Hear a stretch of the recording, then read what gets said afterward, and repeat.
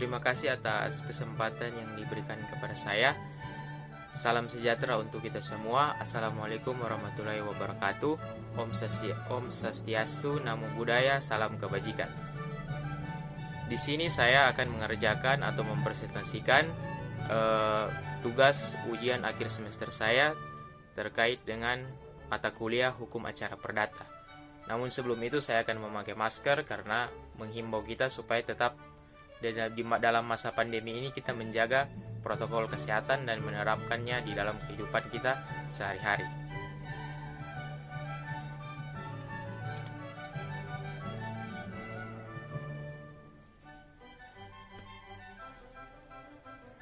Baik, di sini saya akan menjelaskan tentang terkait dengan tugas UAS saya, proses beracara perkara perdata. Nah, di dalam proses beracara perkara perdata, saya membagi 3, yakni tata cara pelaksanaan permohonan pendaftaran perkara perdata, pelaksanaan pendaftaran permohonan. Di situ ada 3 bagian, yakni tingkat pertama, kemudian tingkat banding, dan tingkat kasasi. Tetapi yang akan saya bahas hanya dalam tingkat pertama, makanya saya garis bawahi atau ada tanda yang agak kabur di dalam tingkat pertama. Kemudian untuk beracara di dalam suatu proses perkara perdata, maka perlu melalui tahap-tahap sebagaimana mestinya. Yang pertama, penggugat atau melalui kuasa hukumnya mengajukan gugatan yang ditujukan kepada Ketua Pengadilan Negeri pada Pengadilan Negeri Jakarta Pusat, atau bisa juga di pengadilan tempat perkara tersebut berlangsung di pengadilan negeri manapun. Ini hanya sebagai contoh.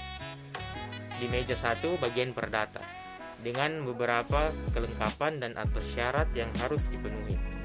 Yang pertama, surat permohonan dan atau gugatan, surat kuasa yang sudah dilegalisir apabila menggunakan advokat. Kemudian gugatan dan surat kuasa asli harus mendapat persetujuan dari Ketua Pengadilan Negeri Jakarta Pusat, atau bisa juga pengadilan negeri tempat proses berperkara tersebut. Itu hanya sebagai contoh. Kemudian setelah mendapat persetujuan, maka penggugat dan atau kuasanya membayar biaya gugatan dan atau SKUM di kasir, memberikan SKUM yang telah dibayar ke meja 2, dan menyimpan bukti asli untuk arsip. Kemudian yang kelima, menerima tanda bukti penerimaan surat gugatan dari meja 2, menunggu surat panggilan sidang dari Pengadilan Negeri Jakarta Pusat atau bisa juga pengadilan terkait yang disampaikan oleh jurusita pengganti.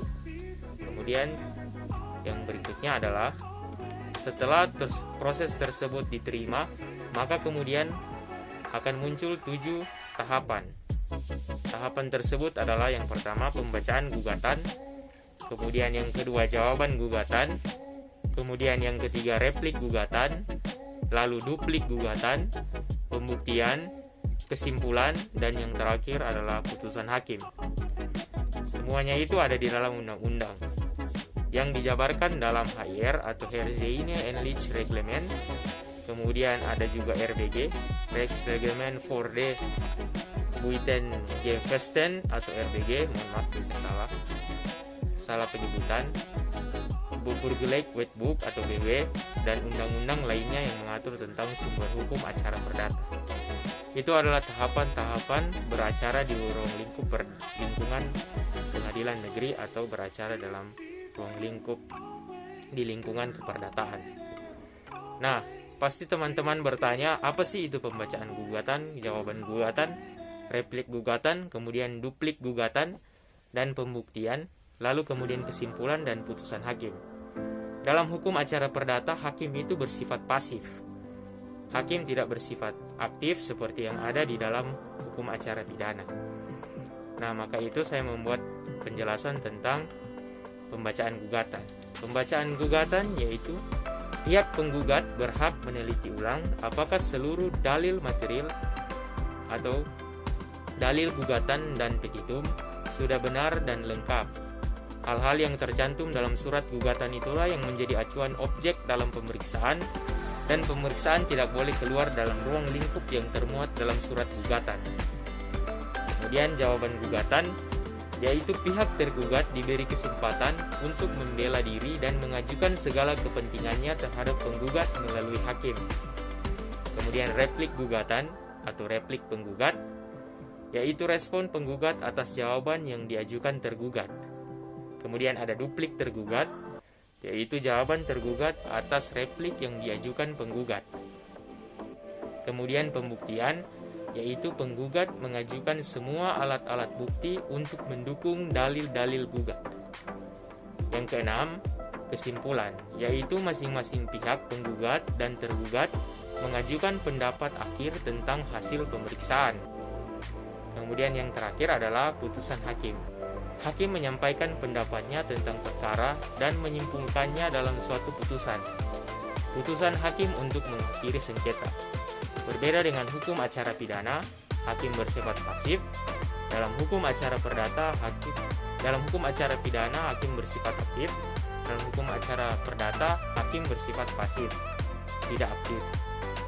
Nah, di sini saya juga mengambil terkait dengan bagan alur prosedur perkara perdata, alur persidangan. Teman-teman juga lihat saya sudah taruh juga sumbernya yang ada di situ. Ada beberapa tahapan yang kalau dijelaskan sangat panjang, jadi hanya saya menunjukkan bagannya, tinggal dilihat bagaimana prosedur atau mekanisme beracara di pengadilan negeri dalam proses beracara perkara perdata. Kira-kira yang itu saya bisa jelaskan. Mohon maaf apabila saya masih ada kekurangan atau ada salah-salah kata penyebutan. Sekali lagi mohon maaf. Terima kasih untuk kesempatan yang telah diberikan. Sekian dan terima kasih.